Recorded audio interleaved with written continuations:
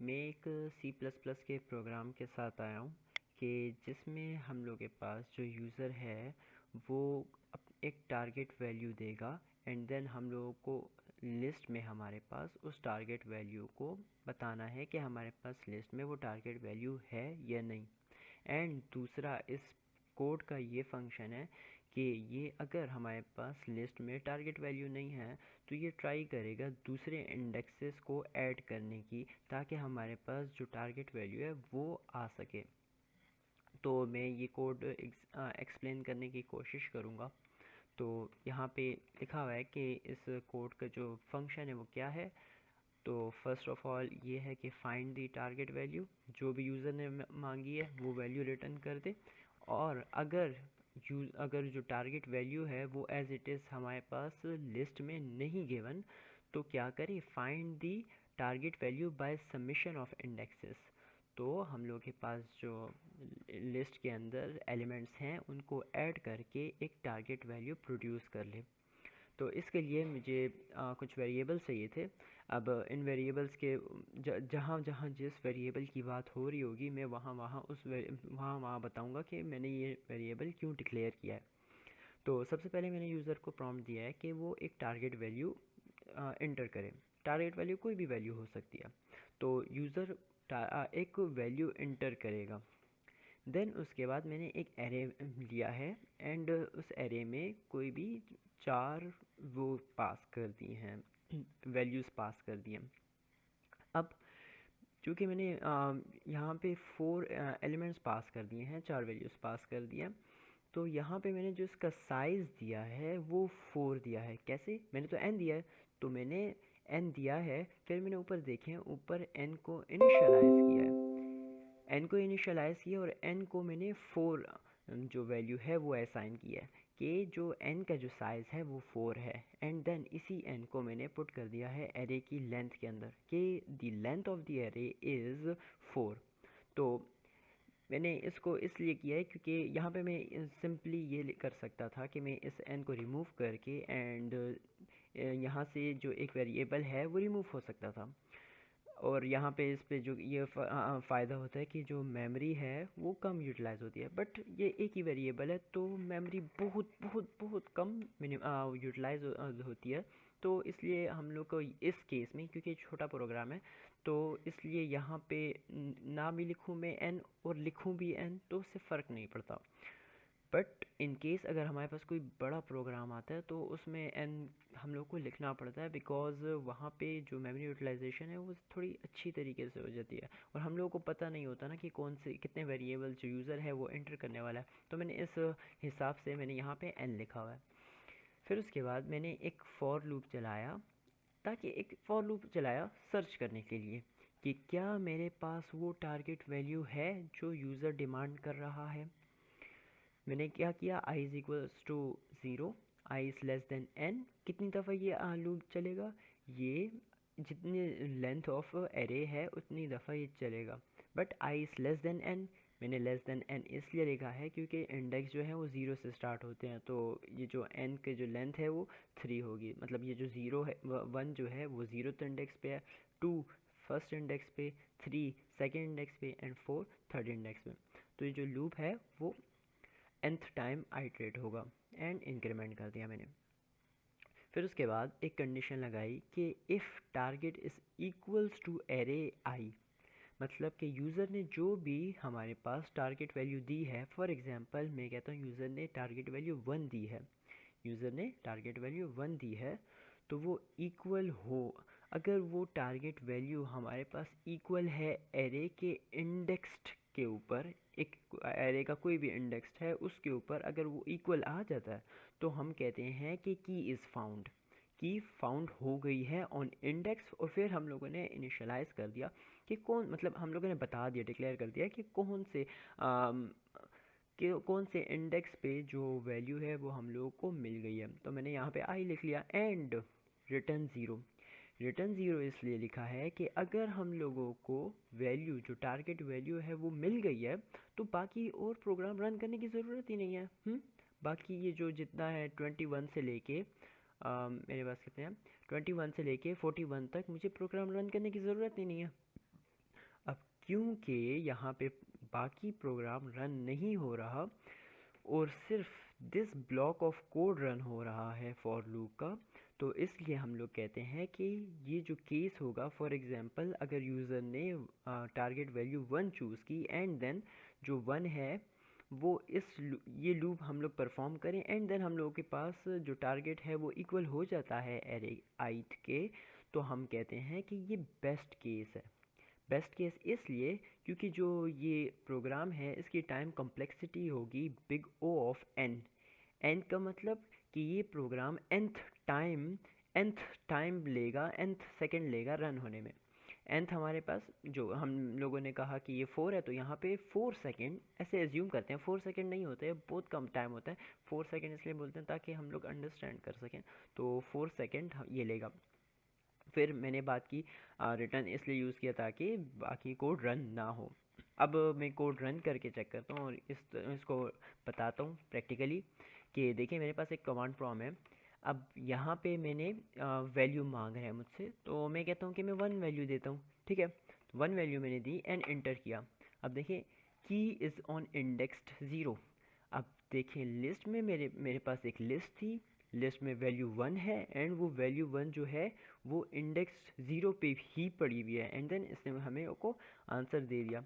अब मैं काम करता हूँ कि मैं इसे कहता हूँ कि वैल्यू 2 किस इंडेक्स पे पड़ी है, तो वैल्यू 2 जो है 1th इंडेक्स पे है। इसी तरीके से अगर मैं कहूँ कि वैल्यू 4 किस इंडेक्स पे है, तो वैल्यू 4 3rd इंडेक्स पे है। बट अगर हम लोग के पास ये फाउंड ना हो रहा हो, फॉर एग्जांपल यहाँ पे यूज़र ने कहा कि टारगेट वैल्यू उसकी 5 है, तो हमारे अरे में तो 5 है नहीं। तो हम लोगों ने ये इस प्रोग्राम में ये है कि अगर वो 5 नहीं है तो एक काम करें, यूज़र को एक प्रॉम्प्ट कर दें कि की नॉट फाउंड, इस लूप से की जो है फाउंड नहीं हुई। तो हम लोग क्या करेंगे, इंडेक्स सबमिशन पे जाएंगे, मतलब कि इंडेक्सेस से के एलिमेंट्स को हम लोग प्लस करेंगे ताकि हम लोग ये हम लोग का टारगेट ये होगा कि हम लोग के जो टारगेट वैल्यू है उसको फाइंड कर सकें। तो हम लोगों ने उसके लिए एक लूप लगाया, लूप स्टार्ट किया और उसमें मैंने जे को लिया। इसी तरीके से J is equals to 0, J is less than n and J plus plus. फिर यहाँ पे मुझे दो फॉर लूप की ज़रूरत पड़ी। अभी मैं आगे बताता हूँ कि मैं दो फॉर लूप मैंने क्यों यूज़ किए। के इज़ इक्वल्स टू 1 क्यों किया, 0 क्यों नहीं किया, ऊपर तो 0 किया था।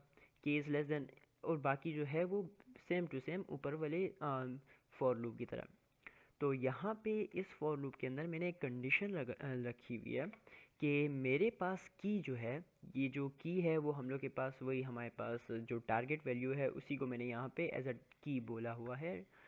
तो मैंने कहा कि मेरे पास जो की है वो equals to J plus array K, मतलब कि हम लोग के पास एरे जे के अंदर, अब देखें एरे जे के अंदर कोई भी जो भी एलिमेंट है वो प्लस कर दें एरे के एलिमेंट के साथ। एरे जे के अंदर कोई भी एलिमेंट है प्लस हो जाए एरे के एलिमेंट के साथ। अब इसका क्या मतलब, इसका ये मतलब है कि फॉर एग्जांपल मेरे पास जो जे के अंदर, फॉर एग्जांपल मैं कहता हूँ जे की जो वैल्यू है वो 0 है, तो 0 जे के 0th इंडेक्स पे कौन सा हम लोग के पास नंबर पड़ा हुआ है, वो है 1। तो मैं फॉर एग्जांपल यहाँ लिखता हूँ 1 कि इसमें 1 है। अब सेम इसी तरीके से मैं कहता हूँ कि के कौन से इंडेक्स पे, मतलब एरे के ऊपर जो है वो कौन सी वैल्यू है। तो मैंने यहाँ पे किया कि k इज़ इक्वल्स टू 1, कि जो k है वो इंडेक्स्ड 1 पर आएगा। अब मैंने इसको एक ही इंडेक्स को वो नहीं किया रेपिटेटिव ली, वो नहीं किया, ऐड नहीं किया। अब हम लोग इसको ऐड भी कर सकते हैं। इसको फॉर एग्जांपल मैं कहता हूँ कि k इज़ इक्वल्स टू 0, मैंने k इज़ इक्वल्स टू 0 कर दिया। तो जब भी यूज़र कहेगा, प्रॉम्प्ट करेगा कि मुझे वो फाइंड करना है कि यूज़र कहेगा कि मुझे 2 वैल्यू दे दो, तो ये वाला फंक्शन परफॉर्म नहीं होगा, ये वाला, बिकॉज मैंने एक कंडीशन लगाई हुई है फॉर अ बेस्ट केस कि अगर हमारे पास 2 अवेलेबल है तो ऊपर वाला फंक्शन परफॉर्म करे। हमें सबमिशन करने की ज़रूरत नहीं है, सबमिशन करने से हमारी टाइम कॉम्प्लेक्सिटी इंक्रीज़ हो जाती है। तो इसलिए हम लोगों ने ऊपर ही कह दिया कि अगर वैल्यूज़ हैं तो बस हम लोग को दे दो ना, कोई ग़र्ज़ नहीं है। बस हम लोग को दे दो। बट हम लोगों ने कहा कि अगर वैल्यूज़ नहीं है तो समेशन करो। तो यहाँ पे इस तो हम लोगों ने इसलिए चल फॉर एग्जांपल मैंने इसको 0 कर दिया, ठीक है। तो मैं इसको कहता हूँ तो यहाँ पे 1 एंड 1 होगा। तो जो की होगी वो क्या होगा, की का आंसर एरे जे प्लस मतलब यहाँ पे जो की का आंसर आएगा वो होगा की इज इक्वल्स टू 1+1, 1+1। तो की का आंसर क्या आता है, 2 आता है। तो अगेन मैं वही कह रहा हूँ कि अगर फॉर एग्जांपल टारगेट ने इधर 2 इंटर किया होता तो उसको ऊपर 2 ऑलरेडी मिल जाता। अब यहाँ पे 2 करने की वो नहीं है, तुक नहीं है, कोई बात नहीं बनती। बट हाँ, अगर हम लोग प्रोग्राम को इसको ये मैंने इसलिए लिखा है कि अगर हम लोग प्रोग्राम को थोड़ा सा और मॉडिफाई करना चाहें तो हम लोग ये भी कह सकते हैं कि जो की है आपका जो टारगेट है वो तो हम लोग को मिल गया है, इंडेक्स इस पे पड़ा है। बट सबमिशन करके हम लोग को आपका टारगेट जो है वो 1+1 को मतलब इस 1+1 को करने से भी आपका टारगेट हमें मिल रहा है। तो इसलिए मैंने यहाँ पे इसको k इज इक्वल टू 0 कर दिया कि 1+1 अगर हो जाए तो वो 2 हो जाए एंड हम लोग को आंसर मिल जाए। अच्छा, अगर मेरे पास फॉर एग्जांपल 1+1 हो गया तो मेरे पास जो की है वो 2 हो गई।